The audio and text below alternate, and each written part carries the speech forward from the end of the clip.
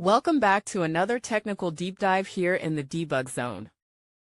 Today we're tackling a big question and breaking it down with insights from other users. Hopefully this clears up some misconceptions and helps you get the answer you need. So buckle up, stay a little curious, and let's jump right in.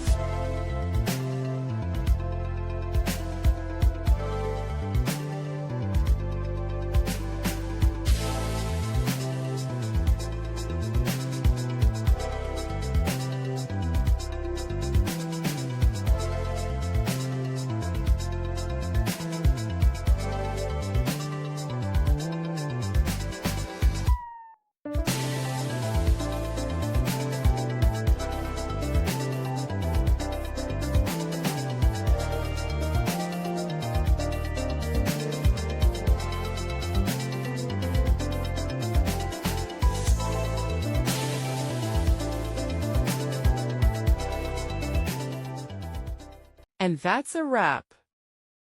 I hope you found the answer you were looking for. If you did, take a second to hit that subscribe button. It really helps out.